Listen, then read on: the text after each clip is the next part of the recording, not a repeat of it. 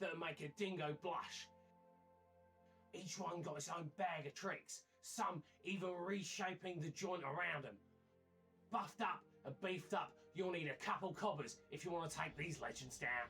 When Baron spawns in, red buff, blue buff, and Rift Sculler get a fresh coat of paint, with the Rift Sculler giving a big burst of vision and buff share globally, so even the Bogon splitting down bot lane get a slice of the meat pie. Now, that's the lowdown from me, Bruce Brisbane. Make sure you chuck on the telly every Wednesday and Thursday to the NLC for top-notch Northern European League of Legends action. See ya, legends!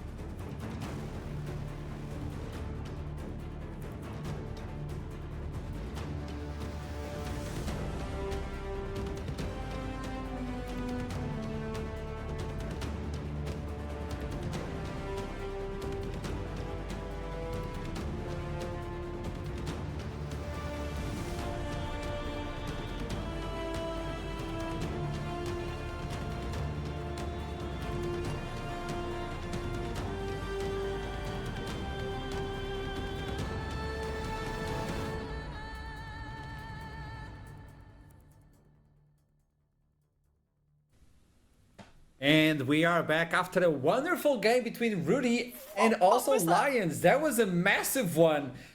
No matter who won, we all won as well as viewers. Great game.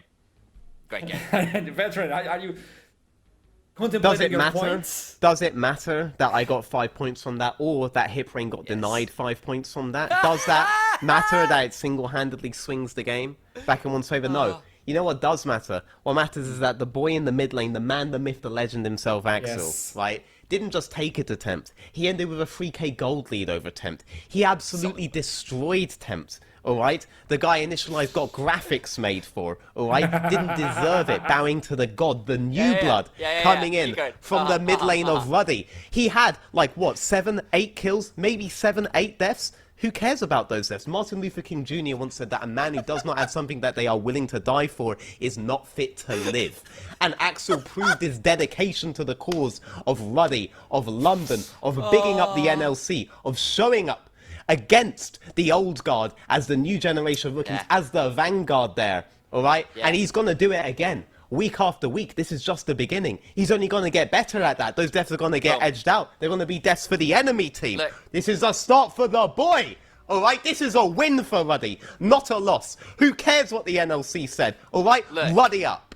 Initialize, before you jump in, I'm going to jump into Don Jake and I'll let you cook something. You can do your monologue. Don Jake, welcome to the interview. Obviously, it is not a W for this table, but come on. A win. It is a win, isn't it?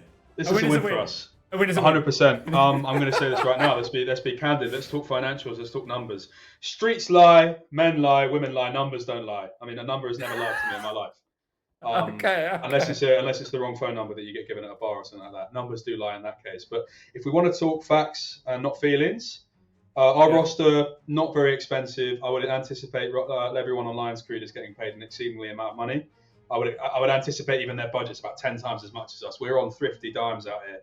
And for us to take it to them like that, Alex in the mid lane, I mean, he's one to watch. He's the real deal. This kid had a Wayne Rooney debut yesterday, like Wayne Rooney in the Champions League versus Galatasaray. He's Turkish as well, so that metaphor is even more apt. Kid's a phenom. I think if you watch that flash he did against Tempt where he outplays the 2v2 in the mid lane, kid's got serious hands. He's got some stuff he needs to learn about the game in terms of how he approaches the map. but he's adept at all the things that you can't teach someone. In terms of the innate package that he has within himself, kid's a talent. You're going to see him going places. I think we've actually extended his contract by about 3 years just after that game. We don't want to let him go, to be honest with you. Kid's incredible. Lions Creed coming out the gate, they're always going to be a bit ahead of the pack, just because of the fact that their players have so much more experience. For us to take a game to them like that in the beginning and then lose it down to a lack of experience and just general map play, we're completely fine with that. I'm very confident in us in terms of getting better. I would like to say though, we are currently we haven't locked a coach yet. So if there's anyone out there who watches our team and wants to join this team as a head coach, I'm looking for someone that's good. It's the logic trap I always ask. Tell me something that someone smart would only know. So if you want to tell me something smart, tell me something that only someone smart would know. You can DM me and you can come and join Ruddy and work with these incredibly young, talented players who are the future of League of Legends in the West. So you kind of feel like Batman versus Superman, no? Because you made him bleed, and yeah. Well, we got everything we wanted from draft as well. I think we predicted everything we wanted today. This is exactly. I mean, I'm not just saying this for the sake of it. Literally, we prepped exactly what happened in the game. They did exactly what we wanted them to. It's just about catching up, playing catch up now. They've got a further position in F1 right now. They've got pole position, but you see people come from number 12, and they can win the race. It's not a sprint. It's a marathon at the end of the day. So I think come playoffs, we're excited, and I think any team should be scared of us with how fast we come into it. Got some real talented players. Tell me something. There was a watch party, wasn't it? There's about 30 people in there. Party. 35. Yeah, 35, yeah. How was it? How was the vibe? Vibe's great. You know, I've got the fans come up to the away games. Sometimes they don't have a season ticket, and the seats are not great. Obviously, you go to Lions Creed ground, you go away a little bit. You know, there's crumbs in the seats, pigeons everywhere. It's not the greatest of ground. It's a wider pitch. Yeah. Obviously, it's raining with the ocean soul and whatnot. Which makes the pitch a lot more compact. But we love to play, you know, we love away games. Fans are out in full force, got the biggest fan base in NLC by a wide margin. I think every other rule's got about 3 people typing for them in the chat. We've got an army and a legion. It's an idea. It's one man and a dream and an idea, and we've got a lot of people behind it, and we're really excited to play. Excited to make an impact this split. Thank you so much for the interview, and best of luck for next week. It was a massive game, so congratulations on that one. Looking very handsome. Lovely to have you back, mate. Lovely to have you back on the stream. Love you too, man. Have a nice one. See ya. So, if there was an advert to get Pep Guardiola over on Ruddy, that was it. You know, you've heard the passion there. Man City got nothing on Ruddy Corp. It's time to change careers, mate. Get out of the Premier League. Get where it's really happening here in the NLC. I mean, he knows that it was a W. He knows. He knows it was a win. At the end of the day, it was a massive victory for them, even though at the table they took an L.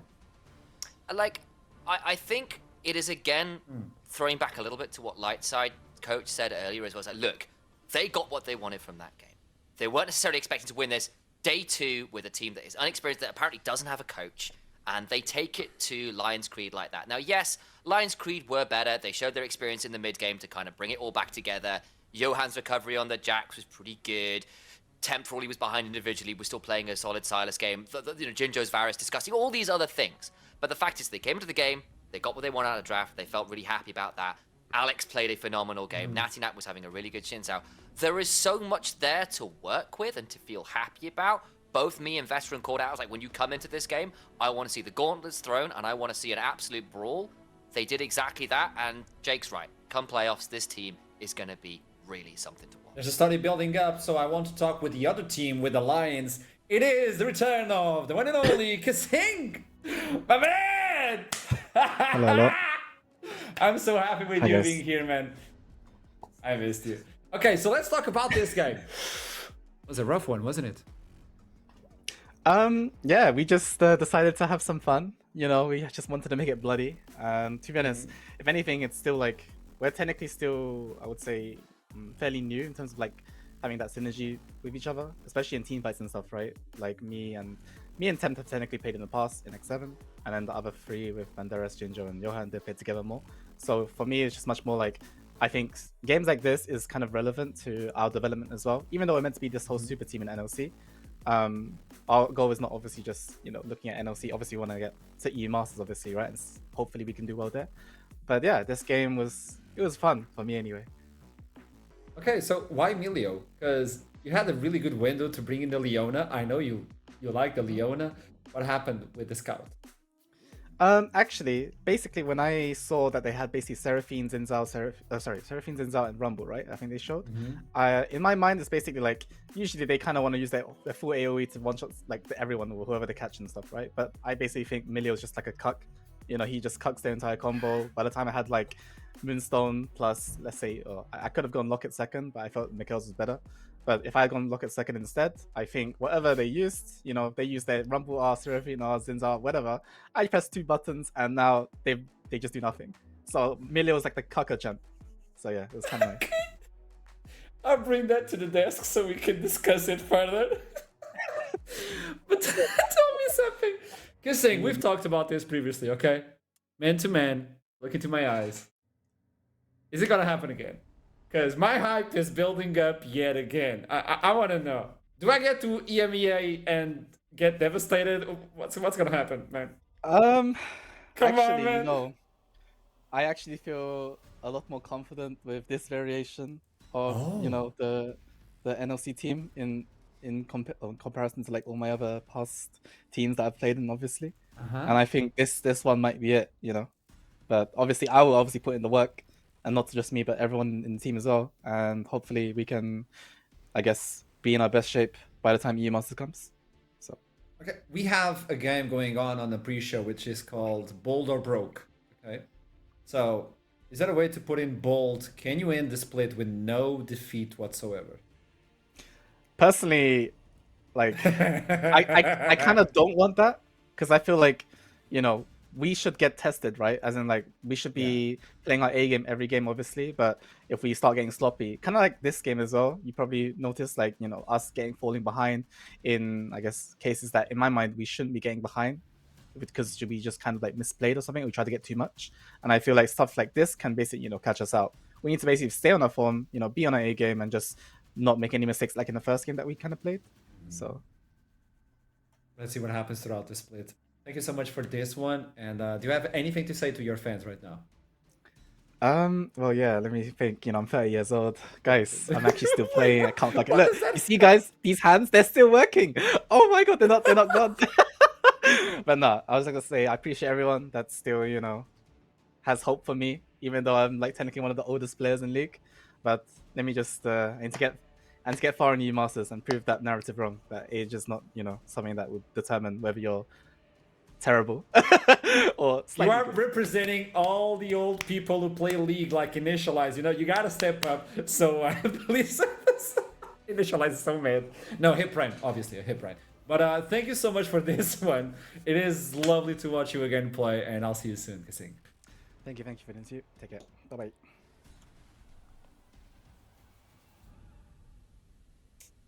So that was the game. Should we talk? No, we should talk I about... I need to have a conversation with you off air in like 2 minutes. I'm in Portugal. You can't find me. I'm. Don't test me. Am I in danger? Yes. Okay. Yes, you are. I need Emilio to protect me then. So MVP is ready and waiting. Who got it? It was Banderas. Okay, with Axante. It could fall on a lot of people. I think even on the enemy team, the team that lost on Rudy, Alex. I think a lot of people were deserving of this MVP. So congratulations, Banderas. You got it with Axante. I think I'll start on this one in the sense I think a lot of I think it was a relatively split vote amongst the casters about who should get a hold of it. But I think Banderas played a very clean game. His actual ability to get his own leads, then translate that into some really good picks onto Natty Nat and people over-shoving in the top side and becoming that absolute bulwark that just could not be touched was really valuable when the rest of the map was getting quite scrappy. He was kind of consistently just finding his own edges and became something that the other team just could not deal with. Yeah, I mean, if any lane was truly shut down that game, it was top lane, right? All other lanes had some kind of playable element, but Rumble was getting choked out, right? And he did become an ult later on, but the most impactful ults honestly came from Temp Silas with that Rumble ult. So, yeah, it was a bit of a decimation. For me, I voted for Alex anyway, all right, ruddy up. And when it comes to Cassante and Banderas, remember guys, Cassante does not count. I just got information Just on principle. that we have a little bit of a delay for the next game, which allows us to talk a little bit more about this one. And Banderas, for instance, that ultimate on the top side as soon as Yone goes in and he brings him to a big party in the jungle. So there were a lot of moments that we can highlight from pretty much any member whatsoever. But I think something that Veteran was talking about previously before the interviews, the fact that you got an experienced team versus a massive team, which is Lions Creed, and they're capable of fighting them on, even without experience, without a coach to begin with. Yeah. So this is a big highlight for the league. Not only we were hyping Venom Crest, but I think we need to hype Rudy as well. I think we do. It's like long and short. Like I think, considering that, I think both me and Veteran, I think the whole casting team have said, look, there's some really exciting members of Rudy, but they're quite raw. Even Jake said, look, Alex, he's got the things you can't teach, but the things you can teach, he does still need to learn, particularly around map play. The fact that even without that, they're putting up this kind of performance is a very promising sign. Yeah, and I do want to give a big shout out to Venom Crest, though, because Venom Crest are already doing that, right? They are playing ridiculously well as a 5-man. We want to talk about development teams. We can wax lyrically about Ruddy all day, and Lord knows they would love if we did that, but Venom Crest, my god, they've been showing up. I'm looking forward to a Venom Crest Ruddy matchup in the future. These are the two rookie lineups. In one set, they are popping off as individuals, and they are trying to make it work that way. And on the other set, they are trying to make that machine tighter, right? And I really want to see who ends up winning out. Yeah, I mean, any team that can pull out a clean Lucian snowball like that should tell you they're working well as a team. That's just one of those picks that you need to work as a team to do. One team could do it, and then you saw the next game after, and Lightside failed to manage to make that one work. It's quite a big difference in terms of that kind of execution threshold, in terms of what Venom Crest could do, in terms of the complexity of their comps. I took a peek, and apparently it's going to be Rudy versus Venom Crest on week 4, by the way. It's going to be the last game of the day as well, so it's going to be... And the very last matchup of the entire split will be the Venom Crest Ruddy rematch. So we get them meeting up halfway through, and then at the end of their development cycle, Venom Crest versus Ruddy. Excellent. So we're going to see who's done their homework by that point. It's not about where you start, it's about where you end, right? Development is a process, but that process ends in Venom Crest versus Ruddy. So hopefully there'll be some good stakes that match, right? We could be talking about playoffs. Whether you get in or not, where you end up being seeded in it. It will be a high-stakes match. Looking forward to seeing the development over the next 6 weeks until we get to that Week 7 matchup. And they have a good test next week as well. On the first day of week 2, they're going to be fighting versus NORD, which I think it's quite an achievable game, and NORD might be in trouble if they get a Rudy like they did today.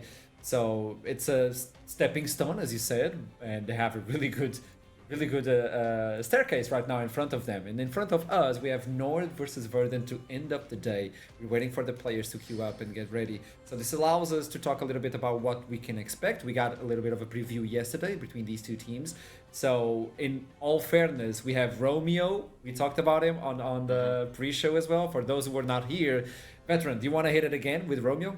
Yep, so Romeo, he is now acting as the primary engage based on yesterday's games for NORD. In previous teams, he has been a very engage-heavy player, but sometimes jungler has been primary engage. This time around, though, it was definitely all the Romeo show. Everyone's been talking about how good his hooks were, which is obviously good, so maybe you'll see some more hook champs from him. But normally this guy just loves his all-in champions regardless of the hook or not. That's his whole general playstyle. Very aggressive yesterday, very much in the lead at the forefront of the NORD team. And Verdant, a team that look quite shaky, they have to be worried if you have someone with the confidence to make those kinds of plays on the opponent. I also want to point out it is a bit of a Nordic rivalry going on that bot. So we've got the Swedish bot lane on the side of NORD versus the full Danish squad on the side of Verdant, even Danish coach, right? So there's some serious regional rivalry going on there as well. I suspect there might be some bragging rights going on with that one. Yeah, I believe Duckling is somewhere just shouting versus that situation. He was always hyping up yesterday the Danish team. He feels like it's Astralis all over again, but I don't think he wants that off how they ended it. Obviously, it wasn't very pretty in 22. I told him, like, don't think about it, okay? Move on. Past is the past. Just move on from that one.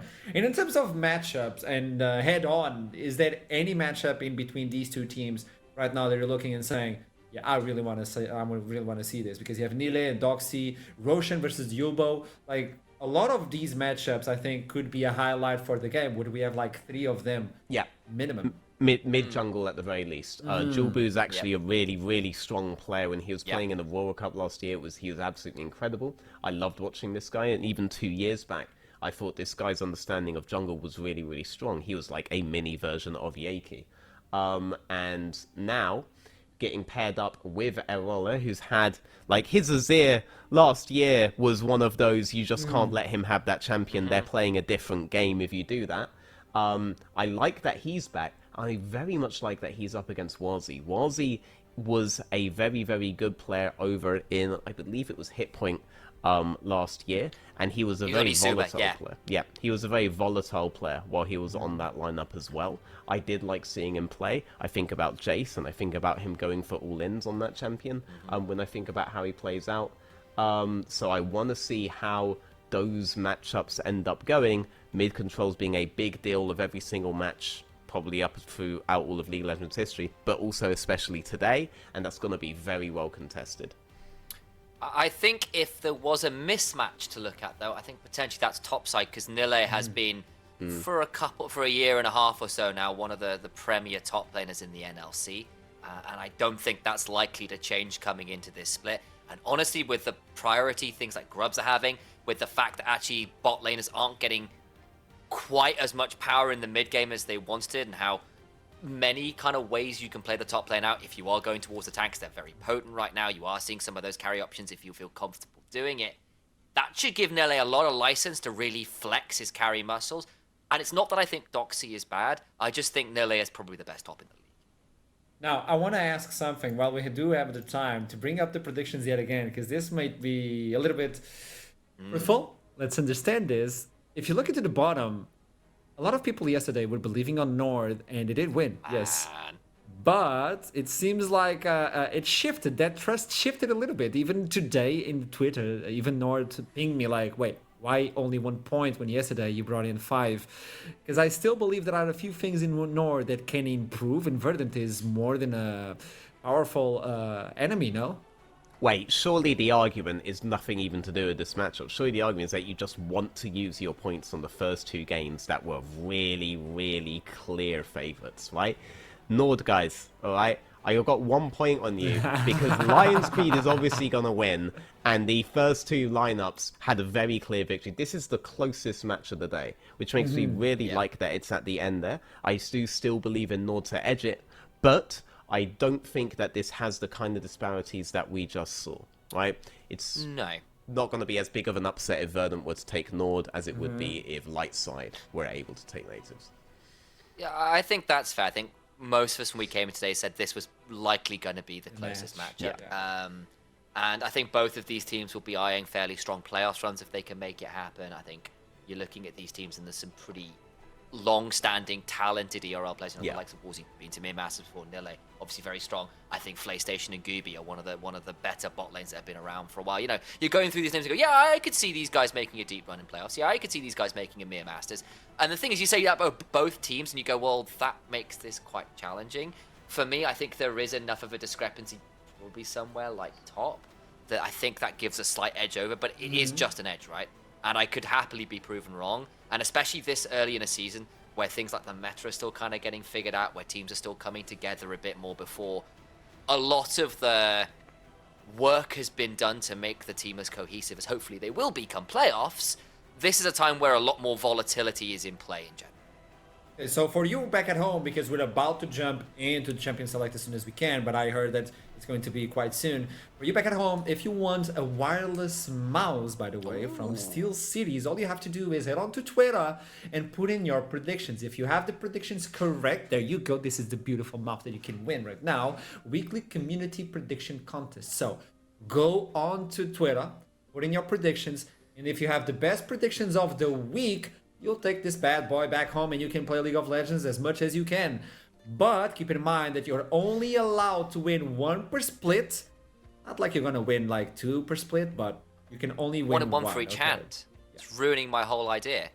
I mean, and the other thing about this, guys, if you win this, you prevent Middle Cop from winning it. And if anybody's seen the True. picture of his duct tape mouse that he is calling like a computer like peripheral, I think it really should probably be thrown in the bin at this point. Yep. But the point is, you stop him getting it, and that makes the rest of the casting team Yep. smile because we're mean people and awful. Regardless of your opinion on Wow. Still Series, we can all universally agree that Middlecott doesn't deserve a thing.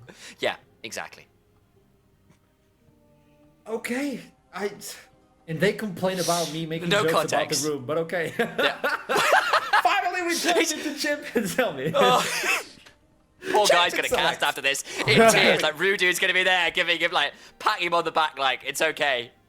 It's NORD not. We don't versus like. Verdant. It's going to be Azir, Seraphine, and Rumble taken away to begin with. Nothing surprising so far. Is there any champion that we're looking out for? Like, oh, this should be banned specifically because of this player. I think you are understandably getting rid of more of the OP champions because I think a lot of these players are pretty comfortable across a lot of stuff. There's not so many one tricks here. I could imagine Jax. saving maybe second. Yeah, something like a Jax might have been a good ban because obviously the likes of Nille would love to get a hold of that and they might well get that in the first round. Otherwise, I'm expecting it more to be second round where they start focusing on those players a little bit more. Yeah, I mean, for me, it's a Nilla team. Nilla teams typically like to play one way, but Verdant did change that up last split, and I don't really think they enjoyed the results of that. So, you'd probably look to ban out Nilla's split-pushing top laners, right? That's typically being how teams have performed really, really well.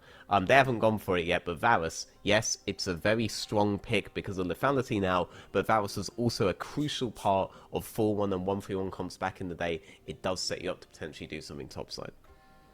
We've seen these overs very before. fun We're not going to hovers. pay attention to that one until they get Go locked on. in. Are you? Yes! Wow! Yes! Okay. All right. Yes, why? So, Belveth, one of the most oppressive grub takers in the game right now. A lot of people were kind of in that really early stage of preseason. Kane and Belveth were both kind of those champions where people going like, yo, you can just sprint for grubs at 5 minutes. You can take one of those kind of grub clearing paths where you ignore buffs and reverse clear to get there on the 5-minute mark. And that can be something we might see here from Broshan. You need to be a Belveth player, but the players who are a Belveth player can often take over games. You can very aggressively snowball. Grubs with your true form, getting like on repeat by using those grubs to get into the Herald to get those charged down can be very, very scary. Add in a Rel to start those dives off, and if you start that kind of turret-taking push with that kind of squad, it could be very difficult to stop for Verdant.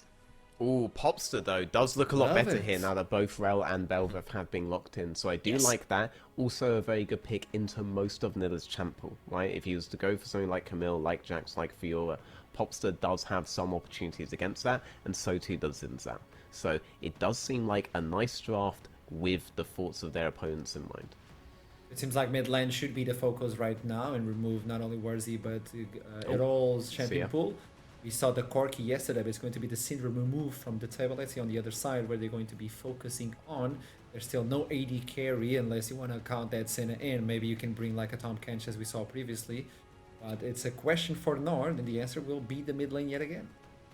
That's it all. Makes I mean, sense. we've also seen Senna paired up with more than just the Tom Kench, and it feels like NORD aren't bothering to ban away things like that. They're just going to be happy with whatever they end up with there, which is a little bit of a risk, especially because their bot lane is pretty much decided. Hell, there's even a world where that Poppy goes support. I don't expect it to put down with the Senna, but I'm expecting you can look for the Tom Kench. But Senna Ashe, been very oppressive earlier in the season. The Seraphine's gone already, which is a relief, because obviously that pairing is very strong. Senna, Sona, potentially, those kind of like enchanted pairings, but there's some options. So it is a little difficult to figure out what Verdant are going to do, and that kind of flexibility could be interesting to watch, especially because they've got that Luke Skywalker pick, the Red 5 standing by to try and find something to counter Nille.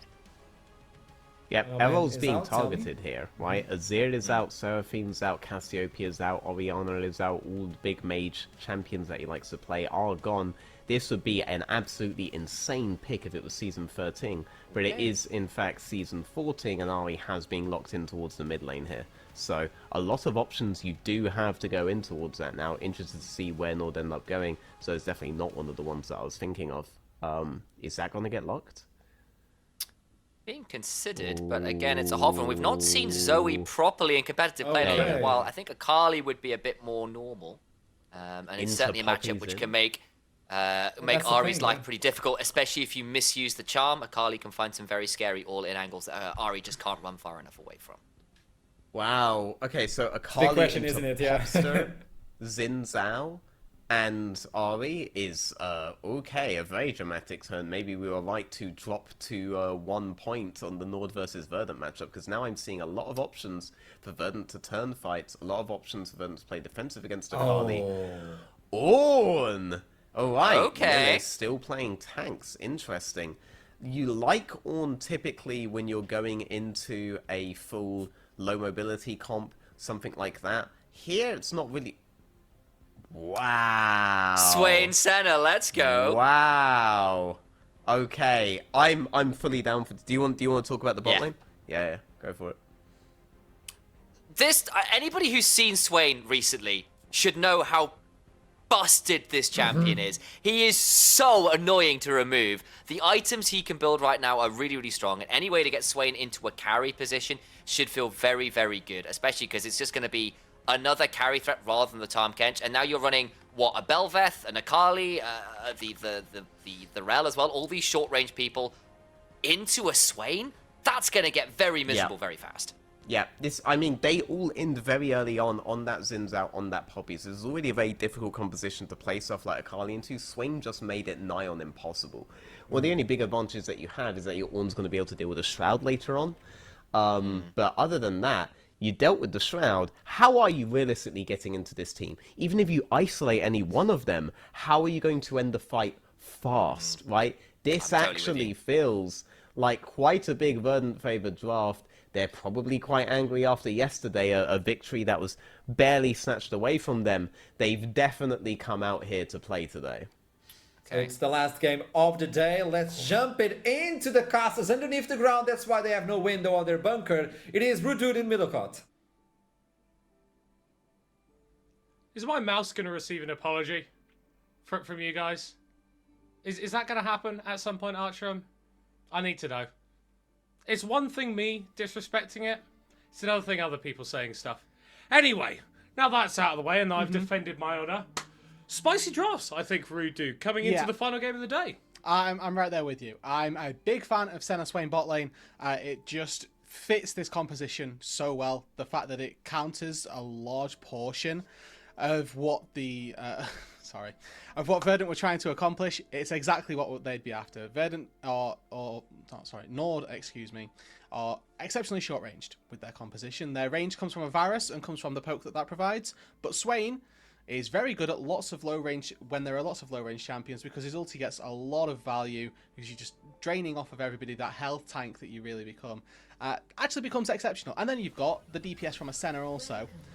There's a lot of good things to like about this Verdant bot A lane. lot of good things. I will say, on the side of Nord, though, whilst Romeo was a big engage threat from them yesterday and had some, honestly, kind of BS hooks at points, I'm glad that they have put Nille on this Ornn. Whilst I love seeing this guy on carries, I feel like they were lacking an additional form of engage in their game versus natives yesterday, which was part of why it ended up being so protracted and such a long, drawn-out affair. I think if Nord get an early lead with this composition, they've got a lot more tools to help them close it out. Yeah, I mean, Akali Snowball is absolutely terrifying. If you've ever had to play against a Fed Akali, period, you know that that's going to be scary. But I think that Season 14 Akali somehow also some next level of scary, because it's a Storm Surge meta currently. We may well be on 14-1B, but Storm Surge is still absolutely absurd as an item. I mean, I play with a good friend of mine, Akali One Trick, basically, who knows that Storm Surge is overkilling on Akali by at least like 100%. You can easily 100 to 0 somebody and have like double your damage left over. I don't like that as a concept. No, neither do I. That's why we had to pick Swain as our AD carry, because probably the one AD that can survive full What? Akali burst. I mean, we can talk about stuff like Varus, you know? He can build a Wit's End, a Doesn't Jack matter. Show, and a doesn't matter. Doesn't matter. Wit's End, Jack Show, Terminus, Varus doesn't survive Akali one shot. Yeah, I think we need to tune the balance levers numbers. a little bit there. But we are now into the game. Like this Poppy here from Doxy. We don't really see Poppy a lot of the time, but it is quite a decent niche matchup into the Ornn can stop a lot of what the Ornn wants to do, especially in laning phase. Yeah, and this is pretty strange as well, because the Poppy got taken, I'll say, fairly early on as well, and then NORD just continued to pick dashes into it. I mean, Poppy as an answer to Rel in its own right is very good, because obviously Steadfast Presence denies the majority of Rel's engage. And then obviously you've got Bel'Veth, Ornn, and Akali, who all also have dashes that get halted by that Steadfast Presence. Now, the shining light more so for NORD is that there's only one use of a Steadfast Presence, and as long as they're not all layering their dashes at the same time, they should be fine. But it could be very tricky if they end up doing exactly that. Yeah, I think just generally you can look at the whole Verdant composition, and whilst it does thrive in fairly short-range situations, they've got a decent few tools to get out of any potential picks coming through from NORD. Erol, though, doesn't have access to a dash just yet. Romeo with the Q flash onto the enemy mid laner. Ignite drop down. First blood for Vashi. What we love to see, the support roams.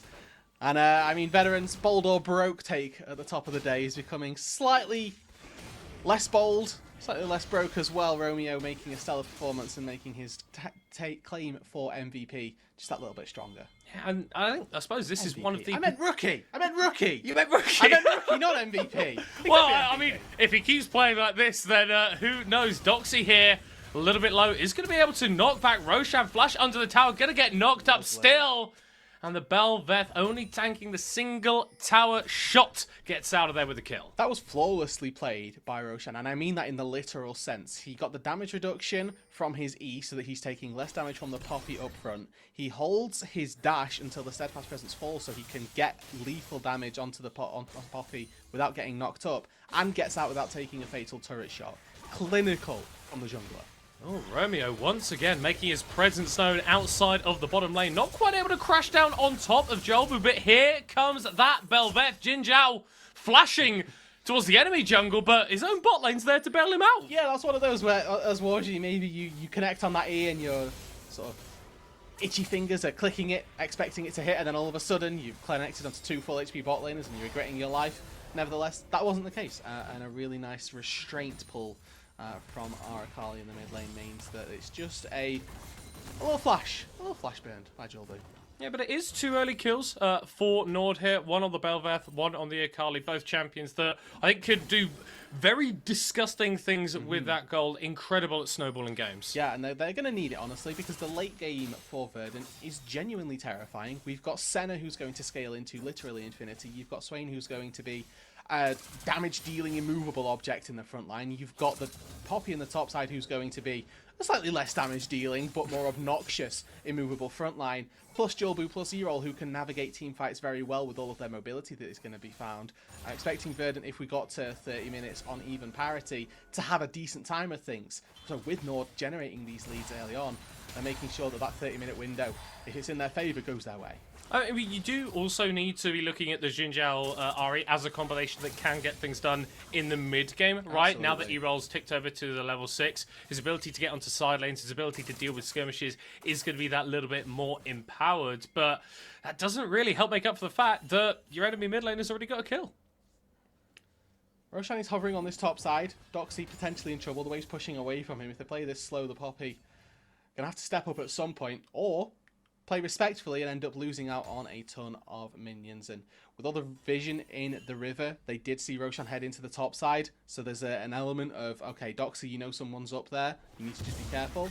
Now they're going to see that these grubs get started. There's not particularly an answer with Jolbu being on that bot side, so the expected trade here early on. Yeah, it is a little bit of a late start coming here through from Roshan, so Jolbu is actually able to pick up that dragon basically on spawn, might even take it before all those grubs fall down. And Verdant, they know that this is happening. Are they happy that this is the trade that they've fallen into? Honestly, if I'm the team that scales way better into the late game, I'm happy that I've got the avenue for a late game win condition, aka a Dragon Soul. I think that this benefits both teams, honestly, and now we'll get to see if they can take Doxy down too. Yeah, doesn't have the flash available. Already used the Steadfast Presence, and Roshan doubles his kill count. And this is just a small thing, but I really like that Nilla isn't hitting Doxy right there. He knows that he is on, he is the tank, he's not the person that needs all of the gold. Really smart to just let Roshan get the final damage in, make sure that he secures the kill, make sure that the right member is receiving the full amount of gold. Looking on the other side of Summoner's Rift, though, Gooby and PlayStation have been kind of sharing farming responsibilities between them, have both gone for that World Atlas support item start, and honestly, I really kind of like it. Swain and Senna can both function as carries and supports in the bot lane, so trying to generate as much gold between the both of them seems like a good plan. Yep, not wrong at all. And I'm actually intrigued a little bit by Gooby's build path because he's opted straight into a Warden's Mail.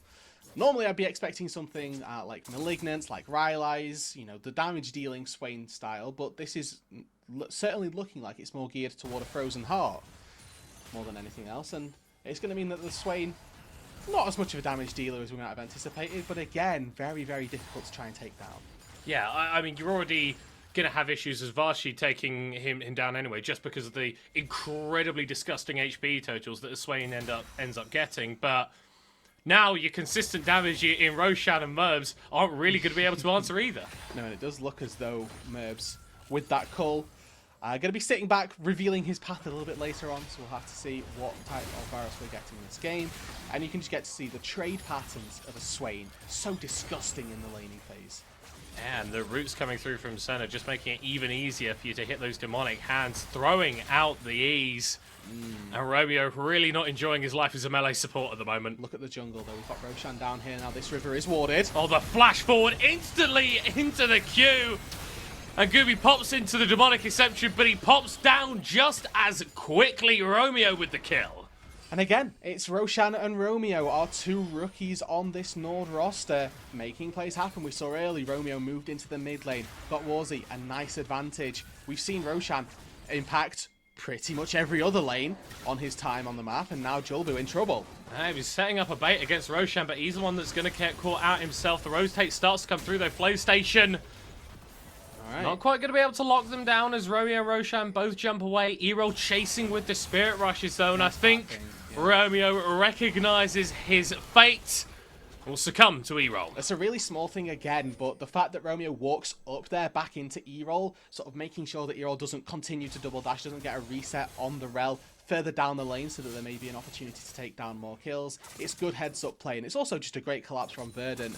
NORD overstepping their limits a little bit there, and Erol not want to let that go untempered.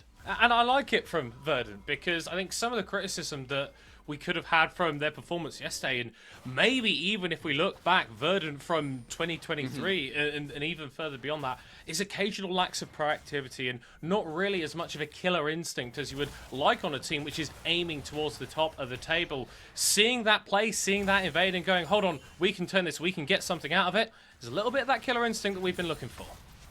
X-Flash Gooby haven't got ulti.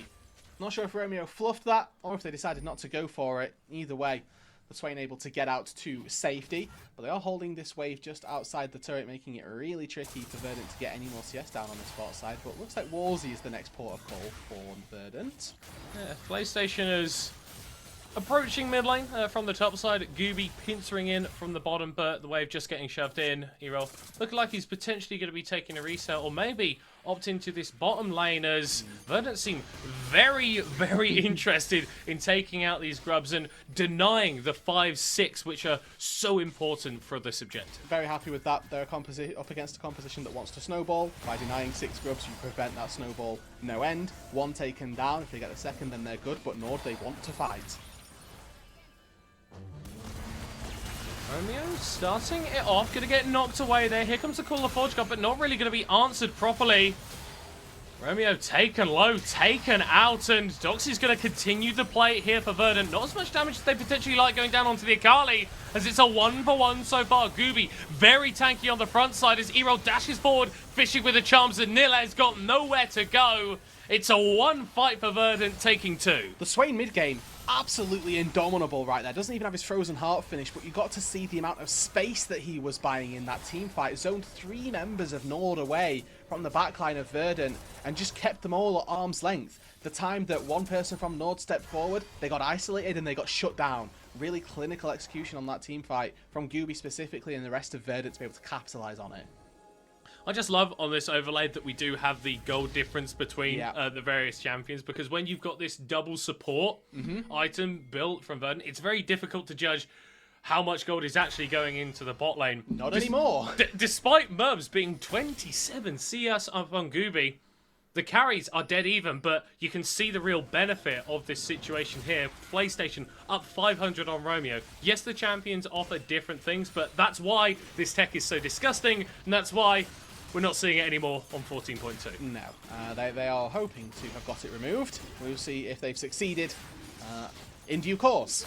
Drake of the game, second Drake of the game gets taken down by Verdant, and again, this composition that we're expecting to scale better than its counterparts with 2 Drakes, Hextech Soul as well for them. Going to be that extra boost that they need, because I'm looking across the roster. One small thing that they may be lacking is consistent DPS. Yes, Senna, as she gets into the late game, can be that force, but it's very difficult. A Hextech Soul is just the boost that you would like to get you there. Especially for Gooby, right? Like, he needs to be some sort of threat, and the issues that you can sometimes run into on Swain is, yeah, you're really tanky, but if you're not a threat, then people just kind of walk past you and ignore you. A Dr. Mundo 2.0 of just, okay, well, yeah, cool, he's healing a lot, but if I just don't do damage to him, I can ignore him, and I can deal damage to other people. That sort of effect is what you can run into, but Gooby, we'll have to see where that Ruby Crystal's going, of course. A lot of mage items got health on them, so there's an opportunity for them to switch it up here. Yeah, we did just see the 350 gold pop up above Merv's heads, completing that cull. Jobel looking for Vashi in the mid lane. Flashes traded between the Verdant jungler and the NORD mid laner. But going back onto Mervs, it is going to be that attack speed, that AD carry style, rather than the poke style.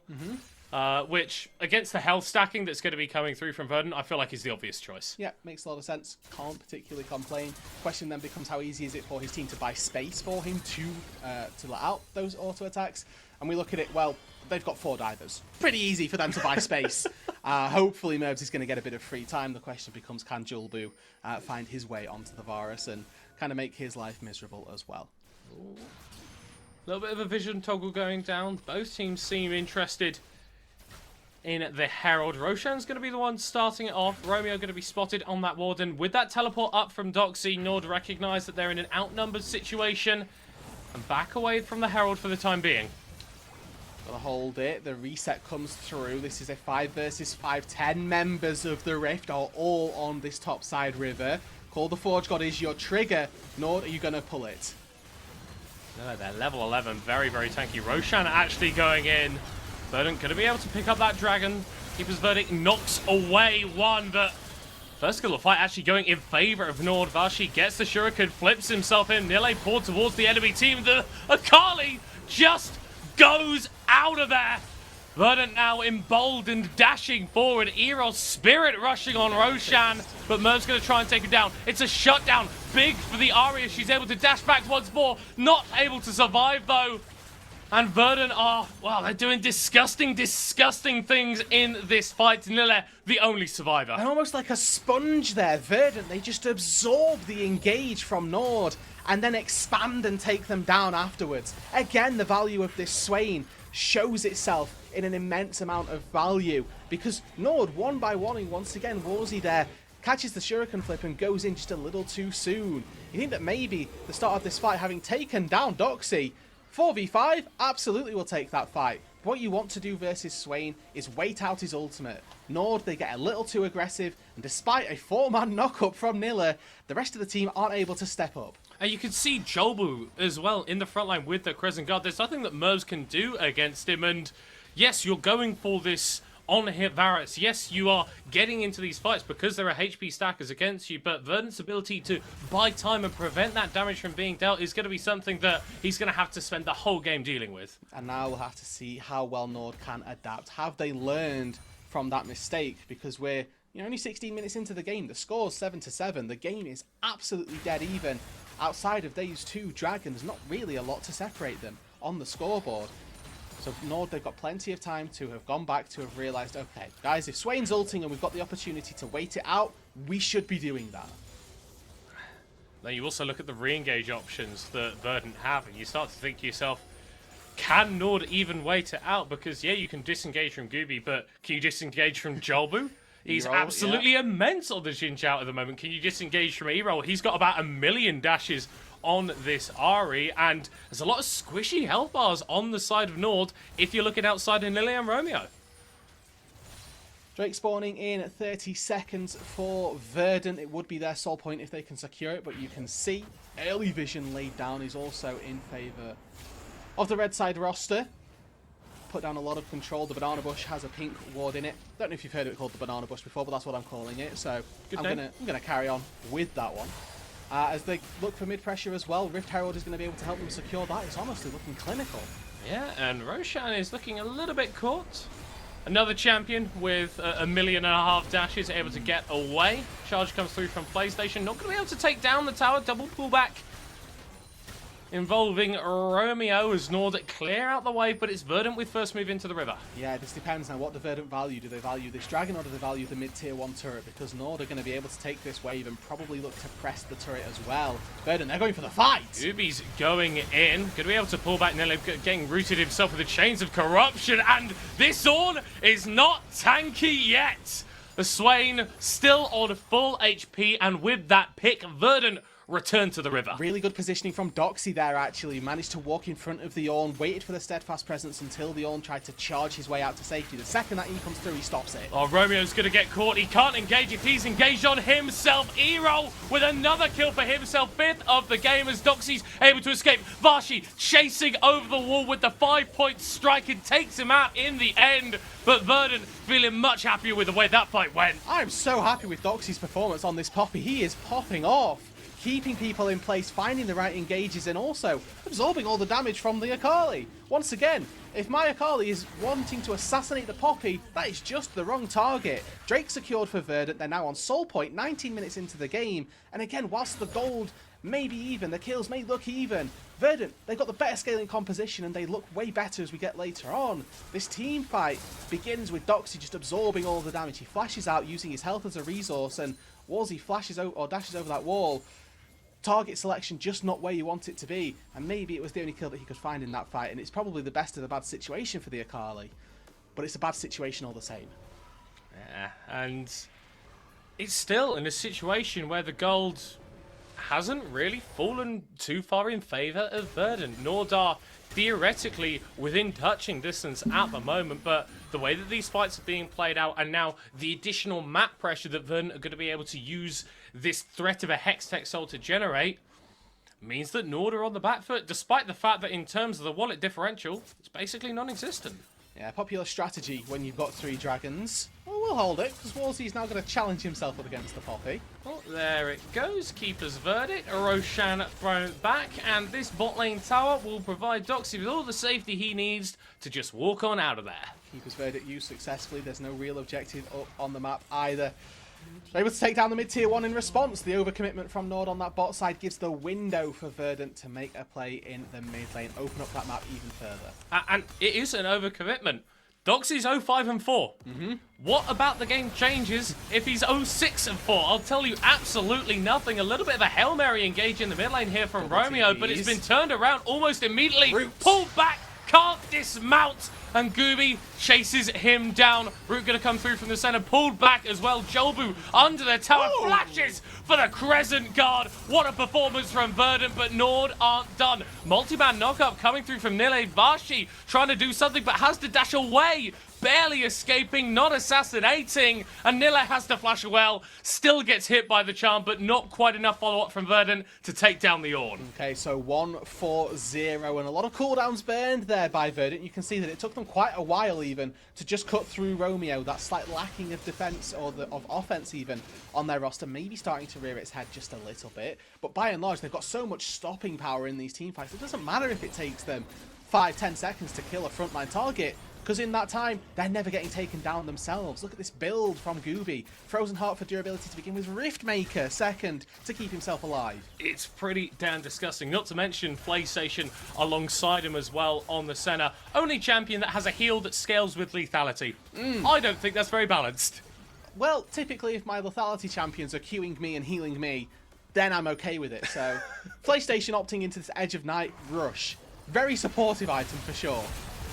Keeping himself alive, and Gooby is, well, he's going to die eventually, but Roshan might be taken down in trade. Okay. Erel dashing back in. We found the number middle cut. It's 4v1. That's where the limit is for the Swain at the minute. Nord going to be praying that that number doesn't go any higher. Yeah. Because, great, you've caught out Gooby, but you had to burn a lot in terms of taking him out. And it's fine to do that whilst the Swain is isolated, whilst he's on his lonesome. But if you've got everyone else from Verdant there whilst you're attempting to do that, doesn't go as well. And, you know, the good thing for Nord here is that they have the opportunity to use those cooldowns now because there's not really an objective to fight for. Yes, we've dinged 22 minutes, and yes, Baron is alive. But Verdant's composition, again, we've talked about the lack of damage, it just doesn't take Baron quickly.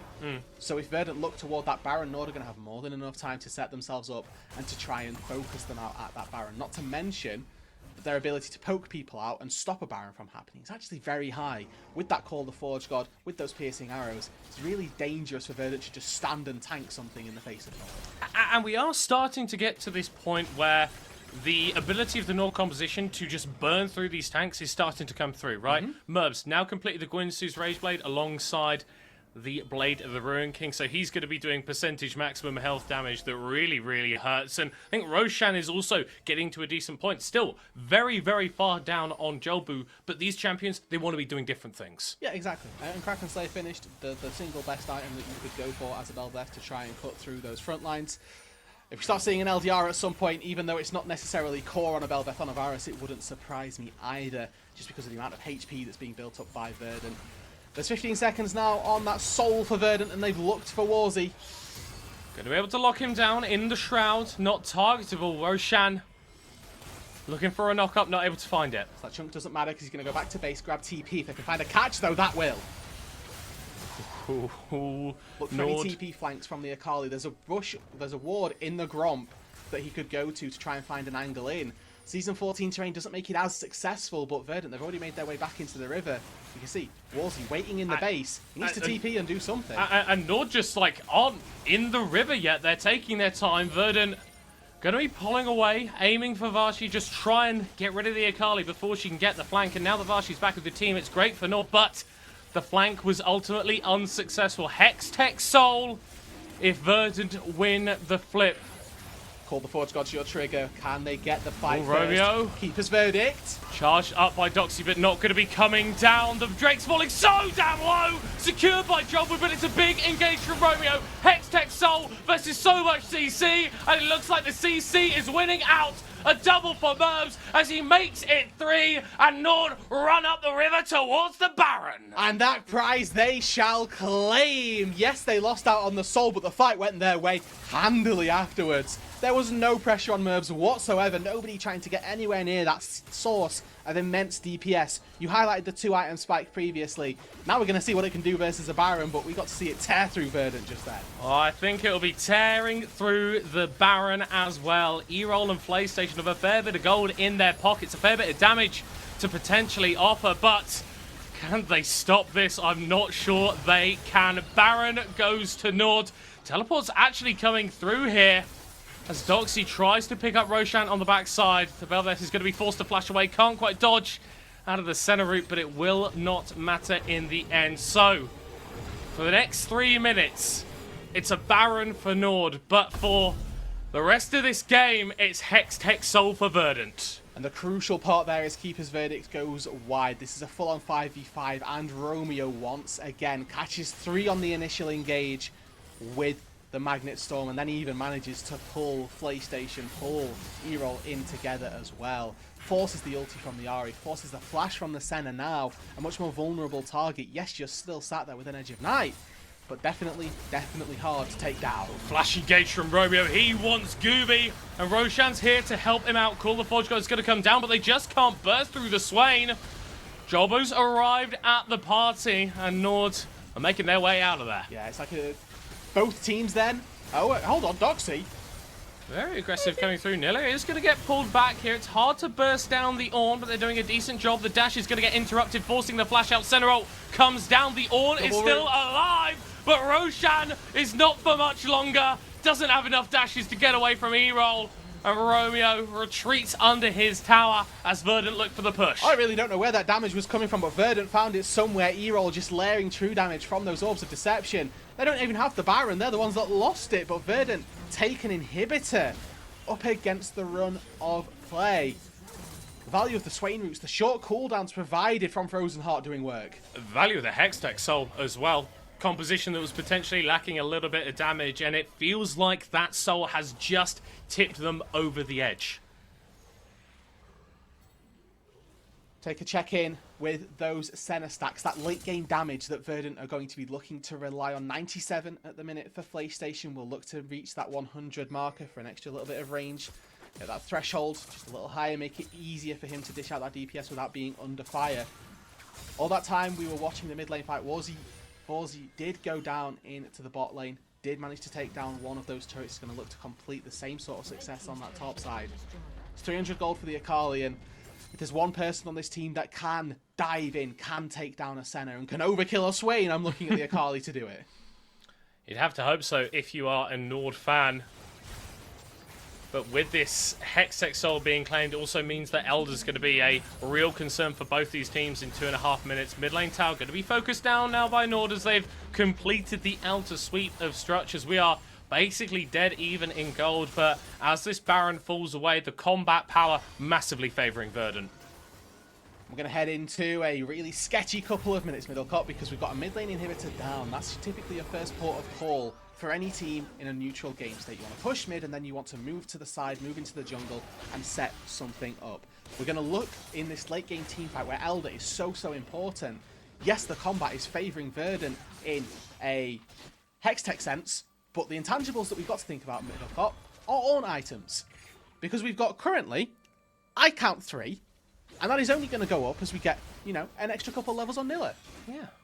Do you know the names of any of them? Nope. Neither do I. Cool. Glad we established that. Thank you. We both look dumb. Nice. Just wanted to check. Just You're wanted to make self-reporting and also reporting on me as well. So thank you. You're welcome, buddy. Jelbu, look for something in this bottom side, potentially setting up for a flank a little bit later, but it's still a minute and a half until that Elder spawns. Be surprised if any members of NORD step too far forward, just ensuring that E-Roll can get this bot lane shove out, try and get these waves in optimal situations. Mid lane inhibitor being down is going to give Verdant an element of time on their hands. It means that NORD have to spend a little bit longer clearing out these mid lane minions, whereas Gooby can pretty much clear this on his own.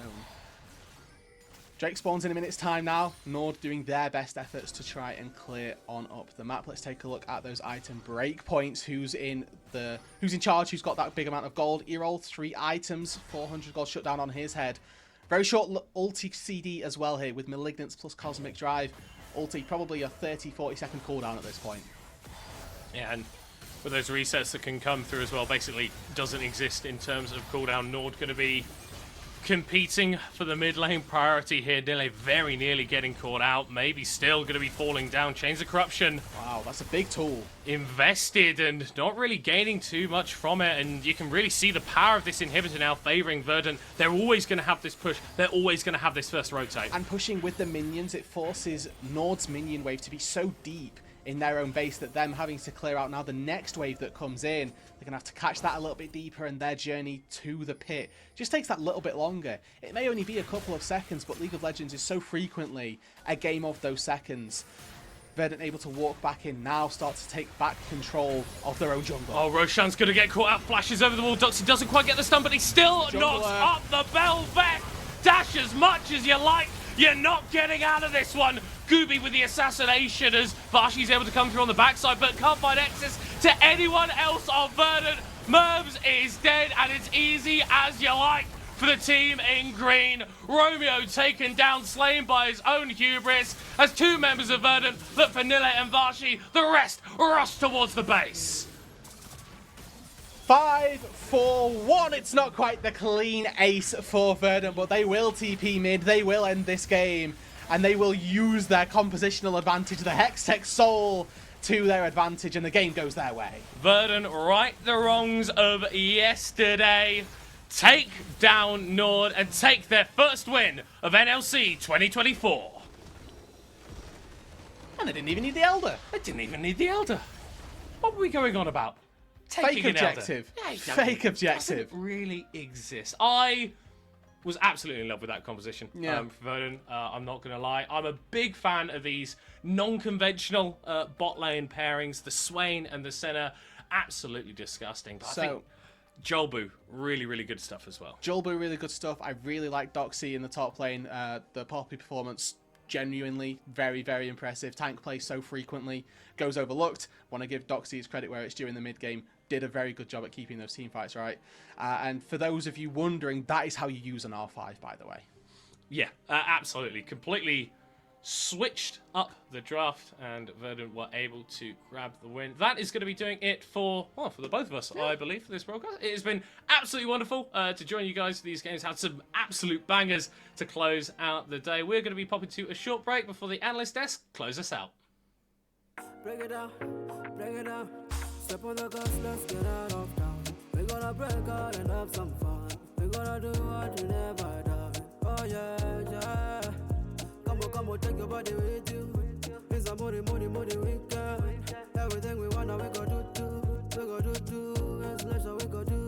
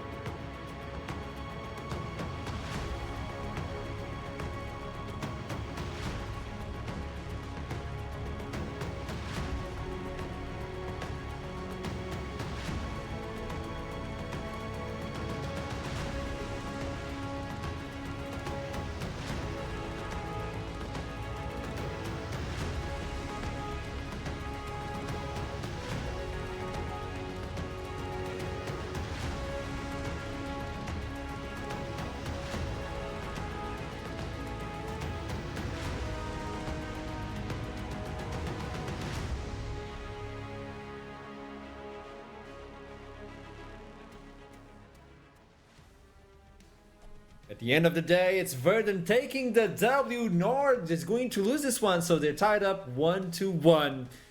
Hiprain has lost his lead, but moving on. This was an interesting game. There's a lot to As the current guy in the lead. Yeah, right? it's true. I have to ask you one simple question, right? Are you based? Am I based? What? Yes. Based Because where? if you're based, all right, you go into that chat history. You go to where NORD are like, why didn't you put 5 points on us today? And you go, oh, that's why. That's what you do. This is from a former, former winner who, you may not know this, guys, but Veteran is just a touch petty. He's the kind of guy who'll take a couple notes on this stuff, come back 6 months later, quote tweet it, with the absolute kind of, like, you did it, didn't you? Self-entitled... He did it! That's the champion right there! That's my GOAT! That's my GOAT! Alright. In the lead, by the way, Sharing of a the prediction desk tournament after with the first week. absolutely unreasonable people. Look at this. Absolutely. The pettiest humans on the planet. I love it. That's why he's my GOAT! I can't believe I've done this. Dude, Verdant couldn't What, die, like, you've and got Ultron a couldn't be devil on your beaten. shoulder. His name is Veteran. He's just there and you're like, go on, make the tweet. Terrible Just do human it. being. Commit Twitter violence. So at look, the end of the Ultron day- can't be beat today, and neither could Verdant after the groupings occurred, alright? They literally could not die in that composition. All of the anti-dive we were talking about in Champ Select, you saw how much value that had later on. There was a pretty good lead from That Nord. Swain was foul. Just unplayable. I Swain have was to foul, announce that, Poppy... we have to go to the interview with Nord. After Stanchius, Well, are you there? you've made your bed. Enjoy this. Hello, mate. How are you doing? Oh, I can't hear you though. I can't hear you. Let's test it again. Okay, now I can. I got you. Okay. So welcome to the interview. Pleasure to meet you as well. There's a lot to digest on this one. Obviously, I just tweeted, so I'm wanted for murder, obviously. But after this game, it was a tie-up. It's a 1-1 for you guys. How tough was it looking into the enemy team composition and thinking, okay, how can we digest this one and get to the person that we want to kill inside of the game? Yeah, well, I think when we see the Senna, when we know about the Poppy being a flex and all that stuff, I think it was a pretty bad second rotation from us, right? It was the Akali pick. I don't think it was really good. Also, the Ornn pick didn't complement the Akali, let's say. We had a lack of DPS in that composition. So, better next rotation, next guys, right? Better next game, obviously. So you're looking to this week. It was one victory and one loss at the end of it. How are you looking forward? Is there any match that you're thinking, okay, I really want to do this one so the team can get hyped again? How is the mental on the team right now? I mean, the mental is really good. Even in this game, we were pretty composed. We were, we knew that we fucked it up a little bit, but it looked okay. At the end, we were composed. We played our game. Generally, we have done huge improvements. We have good fundamentals as a team. So I don't think we are scared of anyone in the league. We just have to find the best, answers, as I can say, so that we can pull off the win. Because also yesterday, the DPS department was lacking a bit, as you saw. It seems like you found the problem right now with NORD in terms of composition. Yeah. So you think compositions are holding the team back a little bit, correct? I think it's mixed. I think compositions are not holding the team back. I think it's more like one pick could change the damage graph and make it easier for us to close out games, Interesting. Thank you so much for the interview. It was a lovely interview. Lovely to talk to you and get to know you. And I'll see you soon. Best of luck. Thank you. Goodbye. There you go. So they are aware that apparently there are a few picks that are not hitting right now. And we talked about the Akali. As soon as the Poppy was locked in, you're thinking like, bringing a lot of mobility to someone who can press W and stop your entire, we gotta hunt Senna. Yeah, I think as well that we are seeing that Senna options in terms of like the pairings in the bot lane are pretty wide open at the minute, and the fact that it does enable things like a Swain or a Tahm Kench or a Seraphine. You can't account for all of those, and if you've got a player, potentially two players with AD carry plays it as well, who can manage that champion, especially with how strong Bloodsong is on top of that, this champion is just so annoying in a competitive scene because of how busted it can be in draft. That's right. Why are you laughing? Because I saw your reaction. They responded, Yeah. didn't they? Yeah, they responded, didn't they? I saw that tweet as well. I'm a wanted man. So let's jump to Gooby right now. Gremlins, the lot of who's you. waiting for the interview. Gooby, welcome to the interview. Pleasure to meet you. Congratulations on the victory versus Nord. Playing with the Swain, so you kind of ended up being a support, damage dealer, wall, and everything in between. How was this game for you? First of all, thank you and pleasure meeting you too. Well, if you know me and you follow my career, I like these wonky picks. So yeah, the Swain was completely fine for me to pick up. it was a last-minute call from Julbo actually, who called, "Isn't Swain like really good here?" And I was like, "Yeah, it actually is. So let's just try it." And it was really good apparently. So yeah, we're happy we won. Would you say the team right now fought versus someone you really wanted to win? Like, do you believe that NORD is a contender for the place you're looking at the end of the split? I mean, for us, probably not. Like we are obviously aiming only to be in contention with Lions Creed or whatever their team is called. Okay. But I think for sure NORD is a playoffs contender team, semi-finalist probably. Yeah, it's good players. I know their coach; he's good as well. So probably a bright future there. So tell me about the synergy right now with the team, because the way you brought in the composition, it felt like everybody needed to be on the same key in order for it to work and succeed, and apparently it did. You made a big wall around the scene, you had a lot of massive AoE in the team fight. It was chaotic for the enemy to actually try and fight you guys. So always communication and synergy in between you. I mean, synergy is great. We are 5 friends pretty much playing together. And we knew like the only way they won this game was if Akali got a flank on our center. Since we just built heavy anti-dive team with Poppy, Swain, Xin Zhao, and the only damage dealer they really had for us 3 was Varus, and he can't kill all of us 3 right before we kill their front line. So we know the only way they're gonna win is if Akali gets a flank off. So we were just keeping an eye out for TP wards, Akali stepping on vision all the time and looking to punish it or play around it. You could see the one fight where she actually got a good TP ward. That was the only fight we actually lost, where we got the Drake, but they got Nash after. But yeah, that just shows that if she doesn't get a flank off, then the fight is Giga 1 for us from start. So let me know at the end of the week, you feel comfortable, you did a good job on the first day, it didn't turn out into a victory, but on the second day you get the NORD victory. What could you say to the community right now that is watching to start cheering for the Verdant right now? Well, if you've watched some games from Bisons in 2023, it's probably going to be a little bit like that. Some funny picks here and there, and always a banger of games we like to fight. So, yeah, it's going to be bangers from here on onwards. Love it. Thank you so much for the interview. Pleasure to meet you, and I'll see you soon. Thank you. I like to bring up how do you want to convince the community to root for you as well, and promising us like some weird picks. I like that. Enough with the meta. I mean, saying they're going to be like Bisons is a great start for me. That team was so entertaining last year. A complete mess, don't get me wrong. They were doing some wild stuff, but entertaining nonetheless. And I think Gooby bringing a bit of that energy is always a good sign.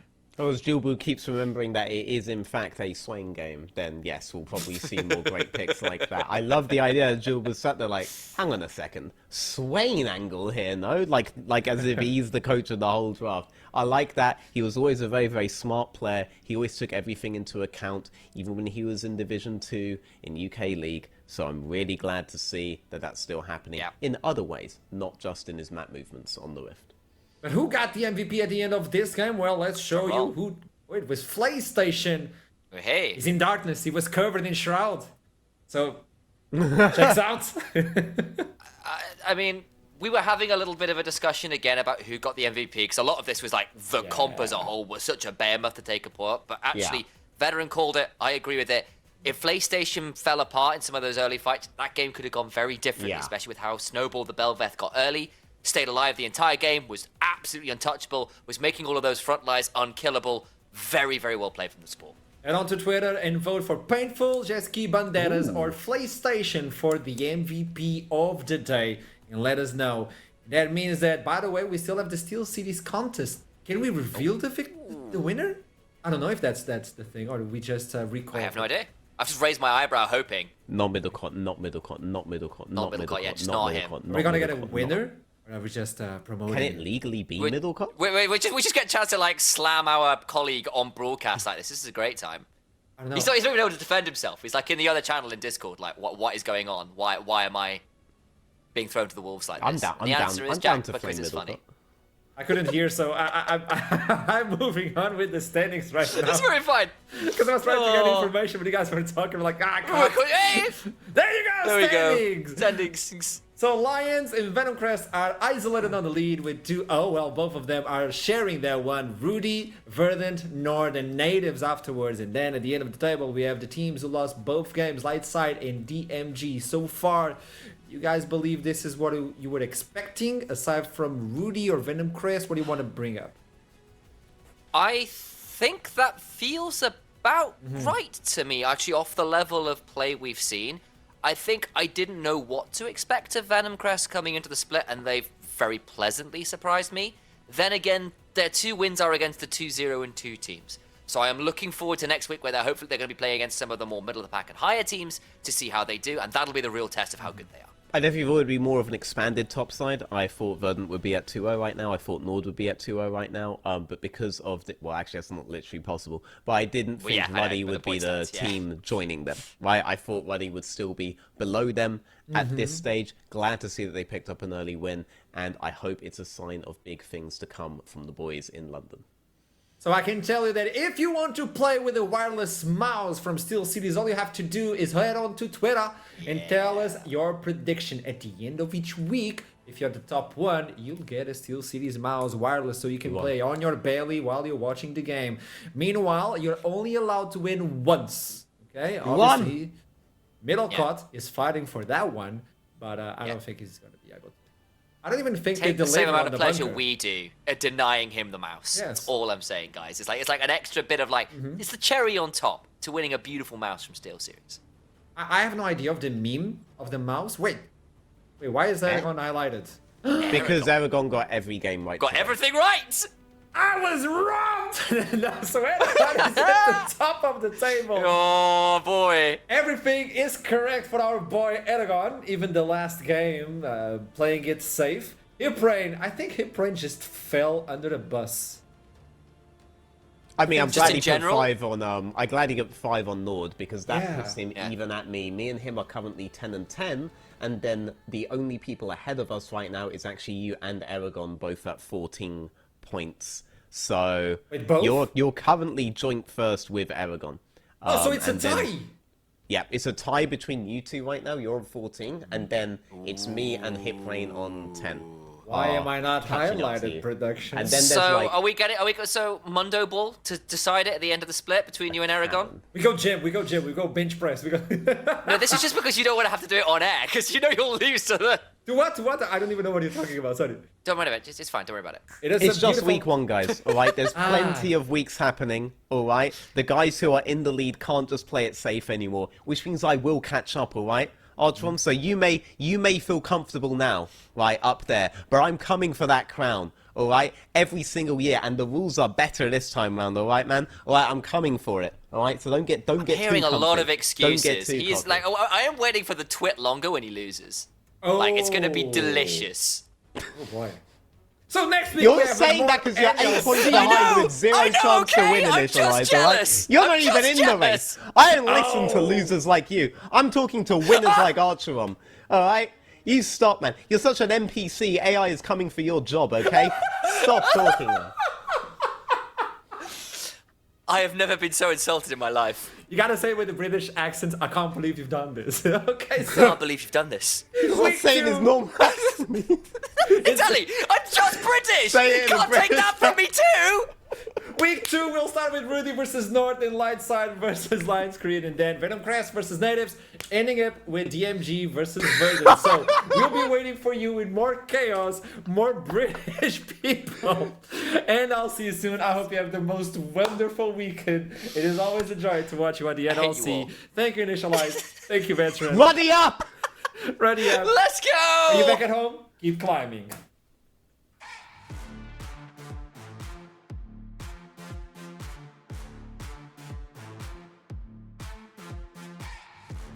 At SteelSeries, we make the headsets, mice, and keyboards that the world's best gamers win the most with.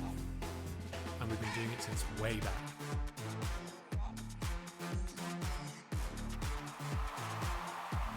It's up to you how far you go, but whatever you do, go for glory.